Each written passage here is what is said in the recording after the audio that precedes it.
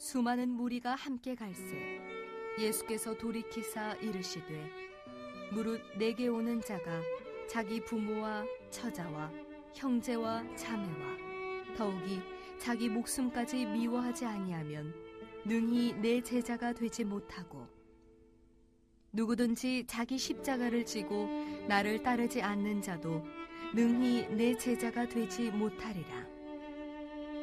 너희 중에 누가 망대를 세우고자 할진대 자기의 가진 것이 준공하기까지에 족할는지 먼저 앉아 그 비용을 계산하지 아니하겠느냐.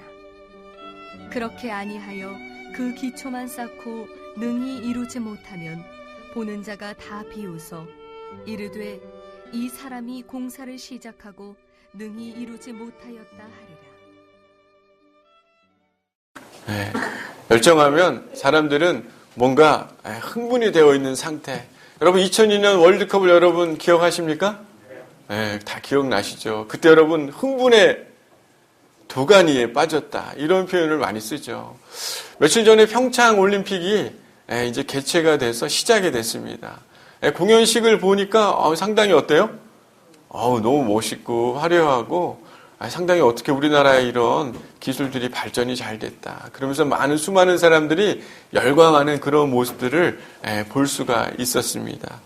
마치 이런 열광하는 상태, 열정이 있는 그런 상태, 이런 느낌으로 우리는 열정을 생각을 합니다. 실제로 사전적인 의미로는 열렬한 정열이 있는 것, 이것을 열정이라고 해요. 옆 사람 한번 보세요. 열렬한 정열이 가득해 보이죠, 그죠? 맞습니까?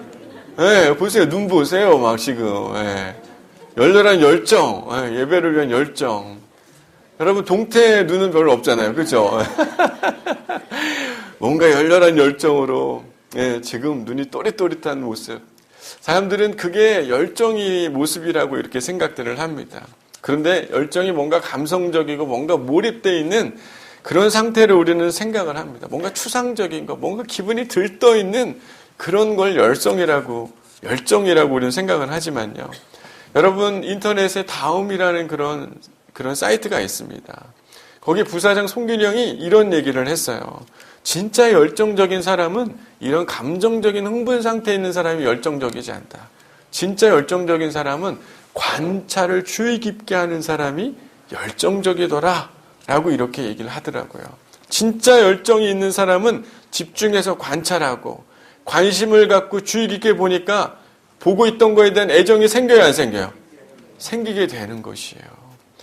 애정을 가지다 보니까 결국에는 열정을 갖게 돼요, 안 갖게 돼요? 갖게 되는 것이죠. 관찰을 잘하는 사람이 진짜 열정이 있는 사람이다. 이렇게 이야기를 했습니다. 저희 교회에 아주 잘생긴 청년이 있습니다. 우리 교회에 아주 기둥 같은 청년이에요. 이름은 김규일입니다. 김규일. 우리 청소년부 예배를 드리면서 여러분 열정이 뭡니까? 이렇게 딱 질문을 했어요. 열정은 땡땡땡이다 이랬더니 규일 청년이 딱 손을 들더니 열정은 농구다 딱 그러는 거예요.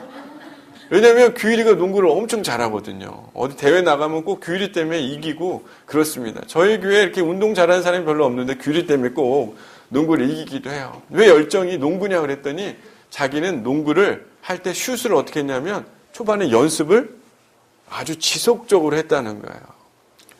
이 슛 연습을 쉬지 않고 지속적으로 했다는 겁니다. 열정은 뭔가 타담한 게 열정이 아니라 계속 꾸준히 하고 있는 게 열정이에요.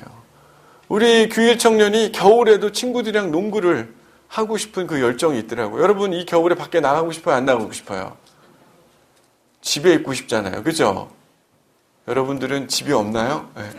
네. 집에 있고 싶잖아요. 근데 그래도 추운 그때 농구를 하고 싶어하는 그 지속적이고 싶은 열정이 있는 그 모습들이 어떻게 보면 열정은 지속적인 상태가 열정이지 뭔가 꺼져 있는 건 열정이 아닌 것 같습니다. 마지막으로 열정은 저는 방향인 것 같아요. 방향. 뭔가 올바른 방향이 없으면 그 열정은 어느 순간 사그러 들게 되죠.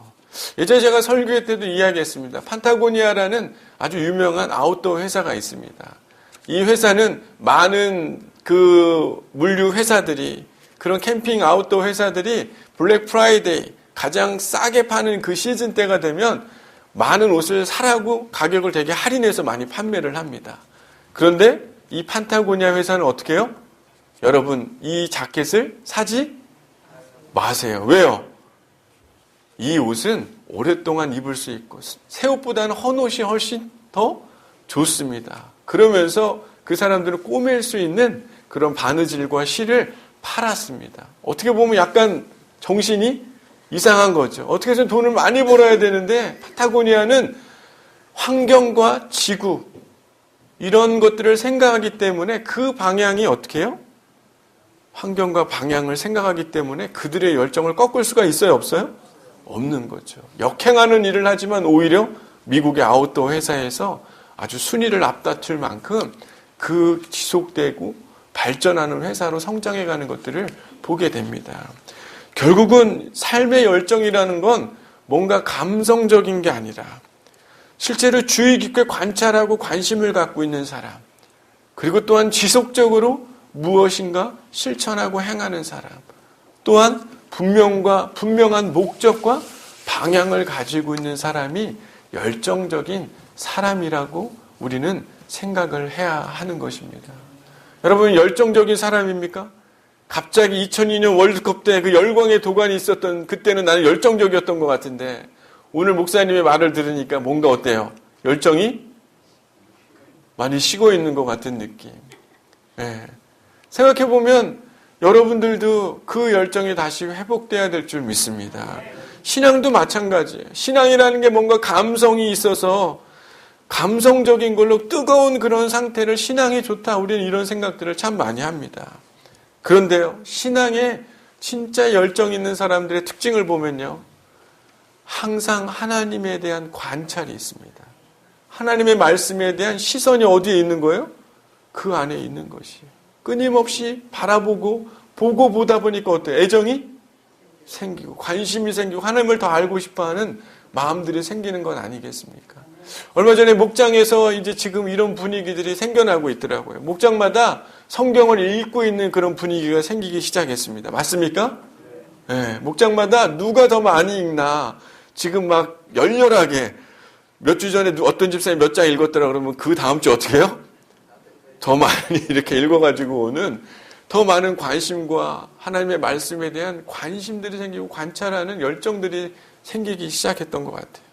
그리고 또한 신앙은요, 여러분, 일상의 삶에서 지속적인 사람이 진짜 신앙이 좋은 사람인 것 같습니다.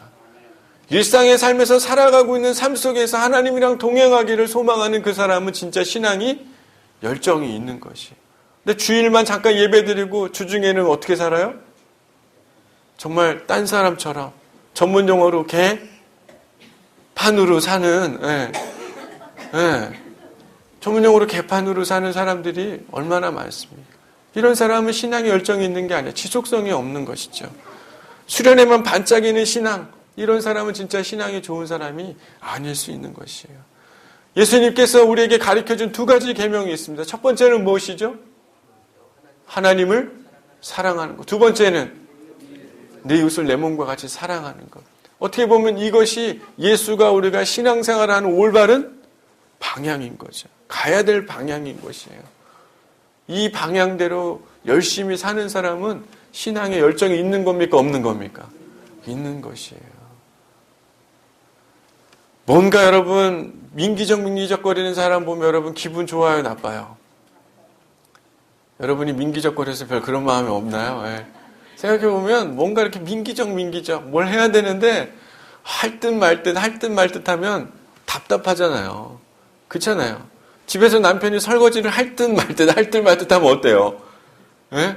괜히 답답하고 빨리 해주면 해주지. 안 해줄 거면 옛날에도 안 했으니까 아예 하질 말든가. 예. 그렇지 않습니까? 직장이나 가정이나 모든 관계에서 보면 뭔가 푹 빠지지 않고 대충 하는 사람들은 뭔가 성공하는 일이 거의 없는 것들을 봅니다. 얼마 전에 제가 연애 상담을 했어요. 근데 한 청년이 그런 얘기를 하더라고요. 좋아하는 자매가 있는데 내가 이렇게 집중을 해야 되는데 집중이 잘 안 된다라는 거예요. 애정을 가져야 되는데 그게 잘 안 된다. 그래, 너 왜 애정을 못 갖냐? 그 자매 괜찮던데 좀 열심히 좀 해봐. 그랬더니 너무 힘들고 바쁘고 할 일이 너무 많다 보니까 어떻게 해요? 그 마음이 잘 안 쏟아지더라는 거예요. 왜 유심히 보니까 그러면 더 열심히 해가지고 빨리 결혼해야지 그랬더니 마음속에 어떤 마음이 있냐면 내가 혹시 더 열심히 했는데 결혼 못하면 쏟았던 에너지가 어떻게 되는 거예요? 아까울까 봐 이런 생각이 든더라는 겁니다. 요즘 젊은 청년들은 진짜 이래요. 여러분 옛날에 여러분들은 그런 사랑을 했습니까? 그런 사랑 해보고 싶죠 다시. 생각해보면 적당히 하는 사람들의 특징은요, 뭔가 상처받고 싶지 않은 거예요. 연애를 적당히 하는 사람 대부분 보면 상처받지 않으려고 그렇게 하는 겁니다. 또 적당히 하는 사람들은요, 그 중심에 들어가지 않으려고 하는 거예요. 제가 족구를 가끔 차는데 목사님들이 자주 나와 좀 열심히 좀 해라 그러면 제 마음속에 어때요? 더 깊이 들어가면 시간을 많이 쏟아야 되고 저는 개발이라 잘 못 차거든요. 다 뽀록 날 거 아닙니까? 그래서 뭔가 이렇게 주춤을 거리게 되죠. 사람들은 뭔가 더 많은 것을 요구하면 그냥 아싸리 어떻게 합니까? 차라리 멀리 거리를 두는 게 우리의 삶인 것 같습니다. 더 많은 걸 요구하면 피해가 올 수도 있고 내가 가진 시간과 재정, 에너지를 쏟느니 오히려 그냥 적당히 하는 게 오히려 마음이 편하고 그게 좀 더 나에게 안정감을 주는 것 아닙니까? 여러분 특별히 이 마태복음 13장 44절에 보면 신앙의 문제와 관련된 이야기가 마태복음 13장 44절에 등장하는데 천국은 마치 밭에 감추인 보화가 같으니 사람이 이를 발견한 후에 숨겨두고 기뻐하며 돌아가서 자기의 소유를 다 팔아 그 밭을 사느니라 라고 이렇게 성경에 기록이 되어 있습니다. 여러분 밭에 감추인 보화를 찾은 그 사람은 보화를 발견한 다음에 어떤 마음으로 다시 자신의 것들을 전부 팔았냐고 이야기하냐면 성경에 기뻐하며 돌아가서 자신의 소유를 모든 것들을 다 팔았다라고 이렇게 성경에 기록을 하고 있어요.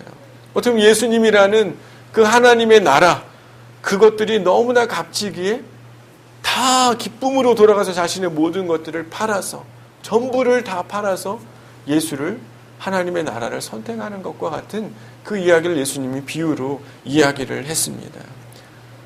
예수님을 사고 싶은데 예수님이랑 더 열정 있는 그런 관계를 만들어가고 싶은데 뭔가 내가 지속적이지 못하고 하나님을 사랑하거나 이웃을 사랑하는 방향은 온데간데 없고 뭔가 잘하고 싶은데 어디선가 냉담해져 있는 그런 신앙의 상태가 있는 그런 사람들이 있습니까? 의외로 많이 있더라고요. 목사님 제가 진짜 신앙으로 열정으로 회복하고 싶은데 잘 안 돼요 목사님. 어떻게 해야 됩니까? 요한계시록에 아주 분명히 기록하고 있어요. 2장 4절 5절에 너를 책망할 것이 있나니 너희 처음 사랑을 버렸느니라. 그러므로 어디서 떨어졌는지 생각하고 회개하여 처음 행위를 가지라. 만일 그리하지 아니하고 회개하지 아니하면 내가 내게 가서 내 촛대를 그 자리에서 옮기리라. 여러분 신앙은요 어디에서 뭔가 머물러 있고 정체되가 있다면 성경이 분명히 기록하고 있지 않습니까? 감정적인 게 아니에요. 너가 어디에서 떨어졌는지 뭐하고? 여러분 뭐하고요? 생각하라. 어디에서 내가 무엇인가 떨어졌는지 생각하고 회개하고 처음 행위를 가지도록 네가 열정을 다시 가져야 하는 그 이야기를 하고 있습니다. 여러분 인간에게 있어서요 열정이 사라지게 하는 것 중에 가장 큰 거는 무관심입니다. 무관심. 생각해보면 여러분 사랑하는 사람들과 관계에서 무관심하면 열정이 여러분 사라지게 되죠. 그죠? 우리 박슬기 전사님이 지난주에 결혼을 했습니다. 지금 어때요? 사랑하는 사람을 향한 열정이 어떻습니까? 1부터 10점 만점 중에 몇 점? 우리 전사님 얘기를 안 하는데 여러분들이 느끼기 그죠? 자기만 아는 거예요 지금은. 생각해보면 사람들이 일에 열정을 내지 않는 것, 회사에 가가지고 일을 열정을 내지 않는 건 뭐예요? 내가 뭔가 무관심해졌다는 거예요. 관심을 놓으니까 회사에 대한 관심이 사라지고 사랑하는 사람에 대해서도 내가 관심을 내려놓으니까 열정이 사그라들기 시작하는 것 아닙니까? 여러분 하나님을 향해서도 그런 것 아니겠어요? 어디에서부터 내가 떨어졌는지 생각을 하지 않기 때문에 하나님을 향한 관심이 없기 때문에 내가 뭘 회개해야 되는지도 모르고 그냥 적당히 있다 보면 좋아지겠지. 어느 순간 좋아지겠지. 아무리 대세이고 생각해보지만 하나님의 은혜가 없이 그저 힘들게 살아가면서 은혜가 있었으면 하는 건 절대로 하나님이 큰 은혜를 주시지 않고 그 자리를 맴돌고 있는 그런 무관심의 사람, 무관심의 가정, 무관심의 일터를 보면 여러분 느껴지지 않습니까? 여러분, 실제로 여러분 사랑하는 사람 옆 사람을 한번 보시겠습니다. 저는 당신을 향한 애정이 지금도 타오릅니다. 한번 인사해 볼까요? 시작. 예. 예. 왜 웃으세요? 예.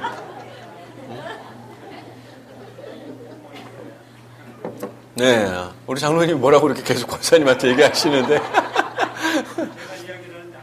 안 들어줘서. 예. 뭔가 여러분, 생각해보면 결혼하고도 감정이 식거나 열정이 식는 경우들이 있지만 여러분 우리가 장로님처럼 끊임없이 얘기하면 권사님도 어떻게 되는 거예요? 알게 되고 듣는 거죠. 식어져 있다면, 무감각해져 있다면 그 감정을 살리기 위해서 노력을 해야 돼요, 안 해야 돼요?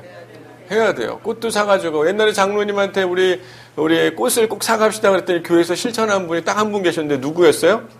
장로님이었어요. 사랑하는 아내를 위해 그날 꽃을 좀 사갑시다. 설교 때 얘기했는데 장로님이 진짜 꽃을 사가지고 권사님한테 드렸더라고요. 로맨티스트예요. 박수 한번. 우리. 네.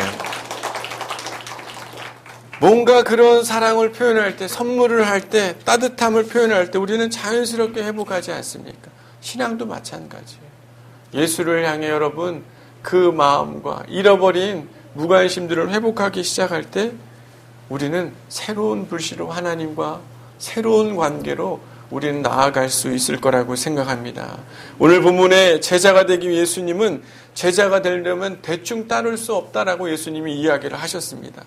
26절, 27절 말씀 보면 뭐라고 얘기해요? 물은 내게 오는 자가 자기 부모와 처자와 형제와 자매와 더불어 자기의 목숨까지 미워하지 아니하면 능히 내 제자가 될 수 있다 없다? 없다. 라고 이렇게 이야기를 합니다. 제자가 된다는 것, 나와 함께하는 건 무관심이 아니라 모든 관심이 누구에게로 쏟아져야 된다고 이야기를 하고 있는 겁니까? 예수 그리스도에게. 그러면서 예수님이 하나의 비유를 얘기하는데 망대에 대한 이야기를 얘기를 합니다.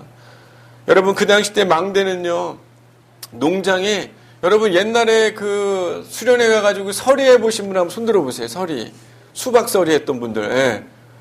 다 거짓말하고 계시네요. 손 안 드는 거 보니까. 예. 뭔가 이렇게 수련회 가고 놀러 가면 옛날에 서리해 먹는 게 얼마나 재밌었습니까? 저도 옛날에 수련회 가면 수박, 교회 형들이 저 수박 가져오라고 저 어릴 때. 형들이 가져오면 혼나니까 장로님한테.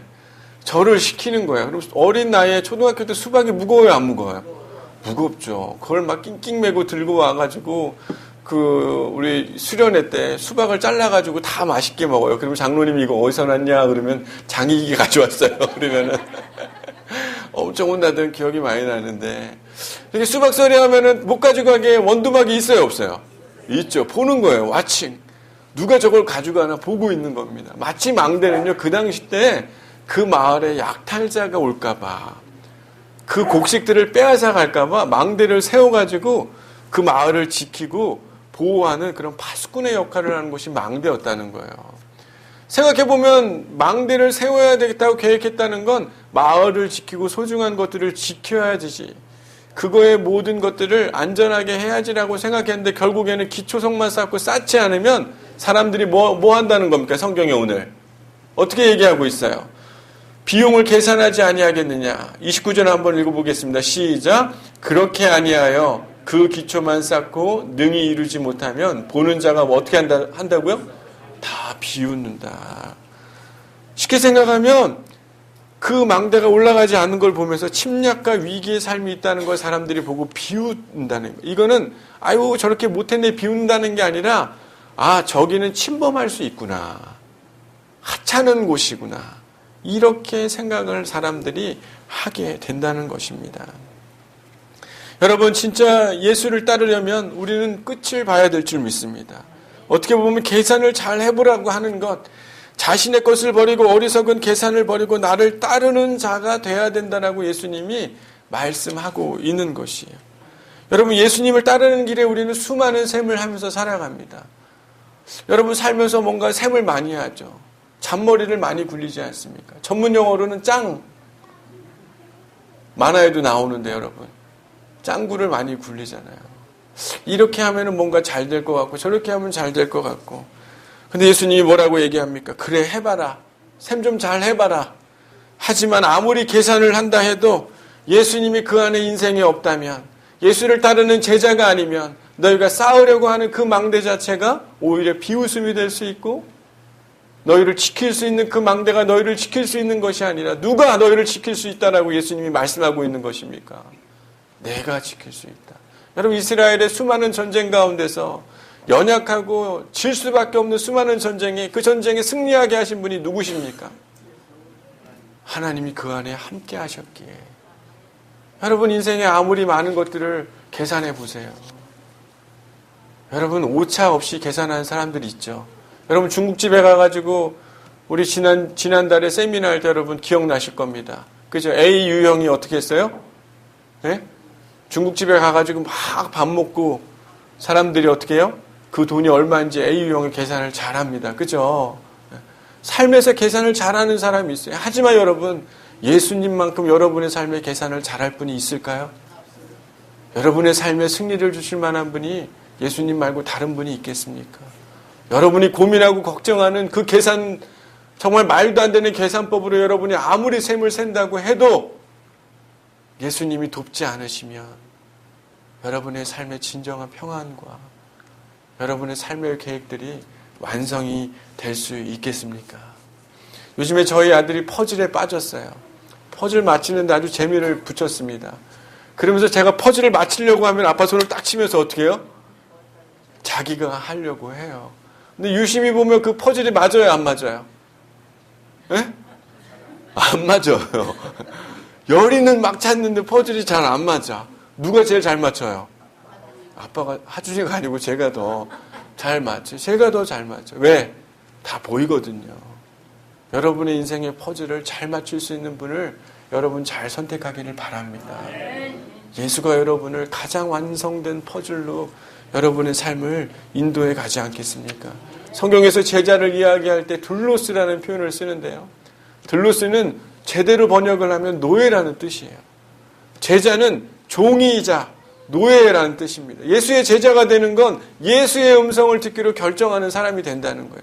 나의 셈의 계산이 예수로부터 시작하겠다라고 결정하는 그 사람에게는 예수가 비웃음을 당하지 않을 것이라고 예수님이 오늘 망대의 비유를 통해서 예의기를 해주고 계시는 것이에요. 여러분, 신명기 15장 16절 17절 한번 말씀 보도록 하겠습니다. 신명기 15장 16절 17절 말씀인데요. 구약성경 286페이지 정도에 있는 것 같습니다. 신명기 15장 16절에서 17절 286페이지에 있어요. 여러분, 성경 다 가지고 오셨죠? 네. 신명기 15장 16절 17절 말씀 함께 봉독하겠습니다. 신명기 15장 16절 17절 말씀 제가 한 구절, 여러분이 한 구절 같이 교독할게요. 종이 만일 너와 내 집을 사랑함으로 너와 동거하기를 좋게 여겨 내게 향하여 내가 주인을 떠나지 아니하겠노라 하거든.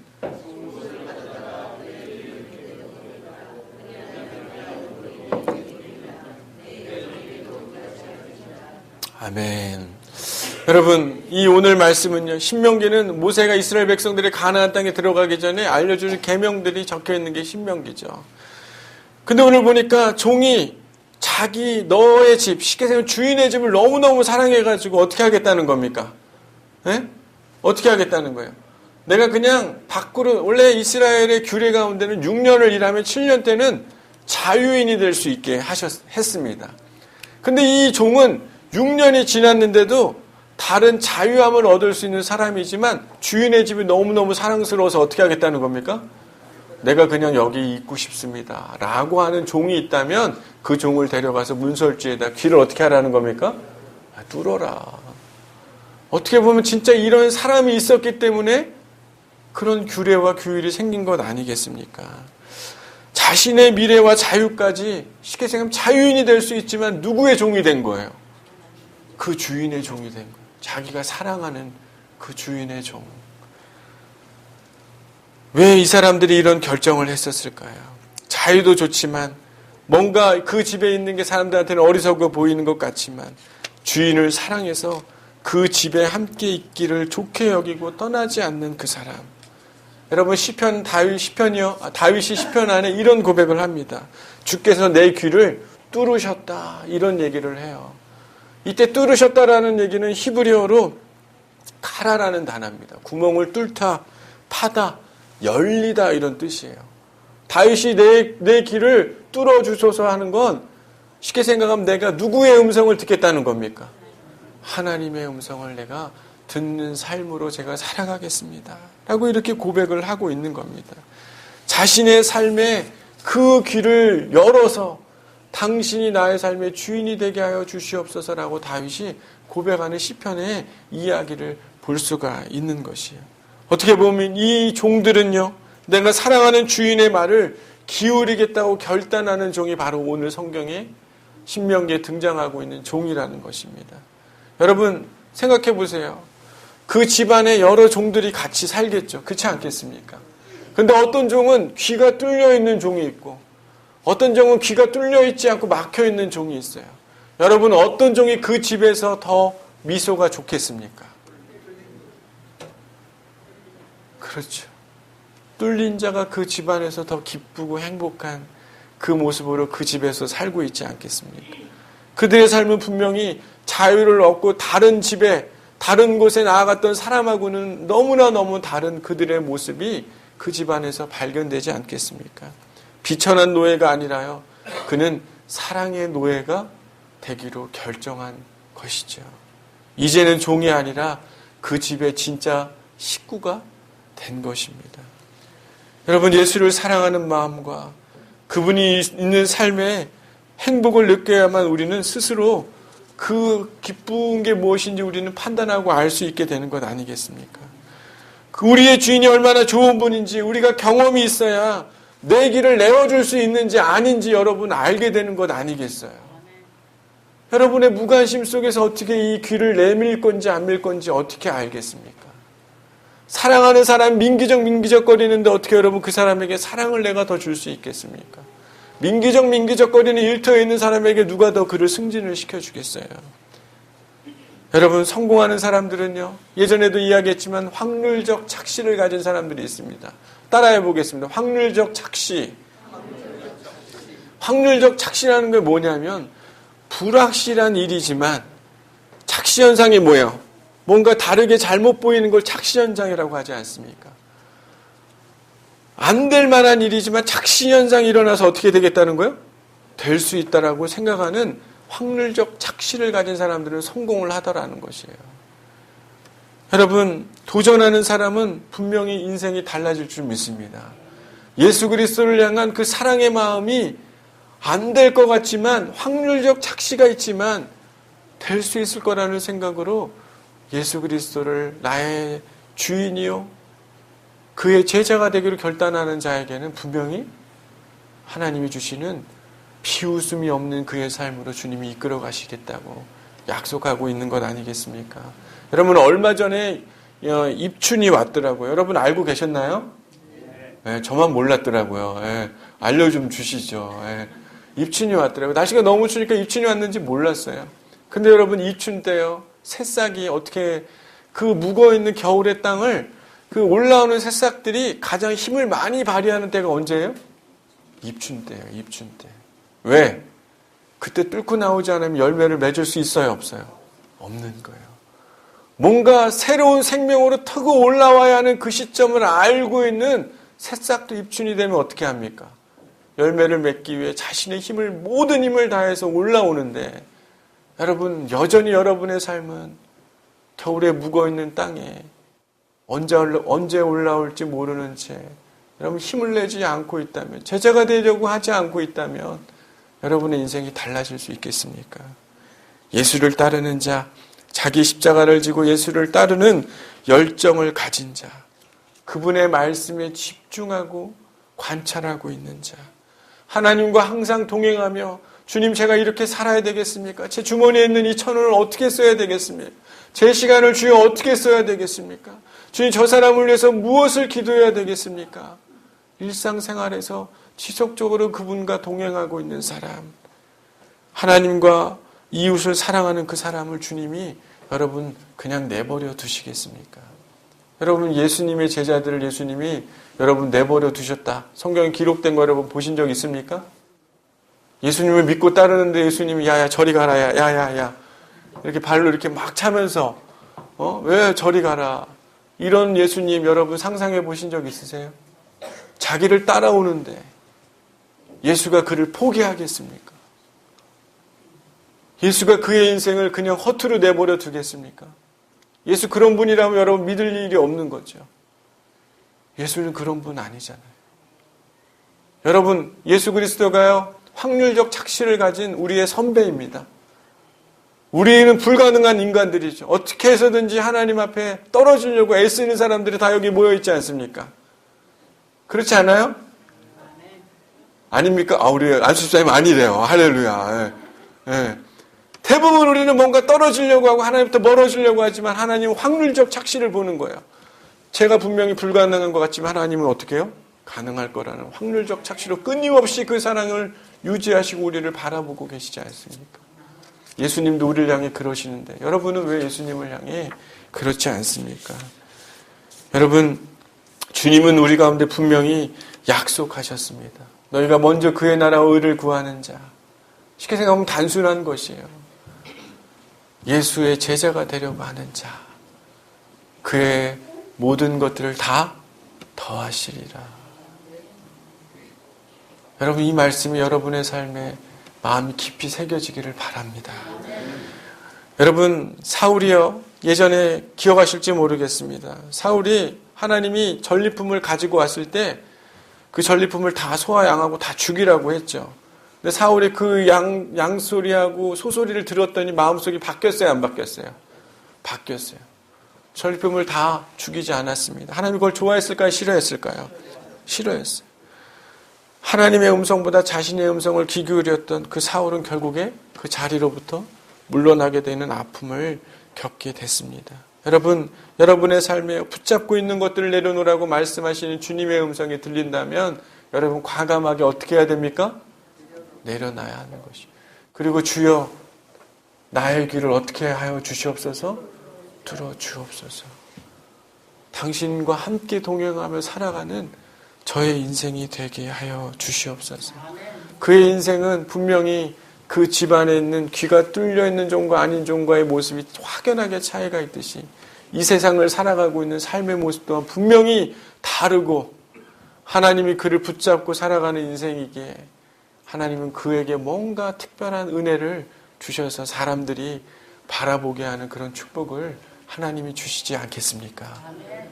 여러분, 사랑하는 양문교회 여러분, 여러분의 귀는 예수를 따르는 종으로 그분의 음성에 귀 기울이는 종으로 여러분 지금 뚫려 있습니까? 아니면 여전히 다른 집의 종으로 살아가고 있습니까?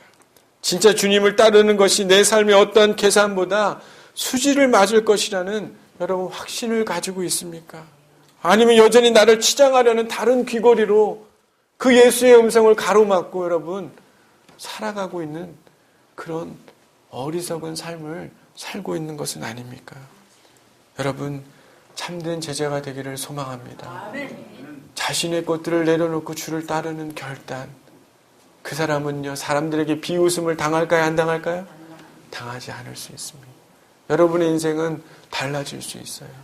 왜 내 인생이 달라지지 않을까? 성경이 분명히 기록하고 있지 않습니까? 어디에서부터 너희가 떨어졌는지 생각하고 마음을 돌이켜 회개하고 그 예수의 음성을 듣는 그 일이 있을 때 우리의 삶을 달라지는 것이지 예배당에 와 있다고 달라지는 것이 아니라는 사실을 여러분 꼭 기억하시기를 바랍니다. 정말 주님을 주인으로 모시고 살아가는 저와 여러분의 인생이 되기를 소망합니다. 기도하겠습니다.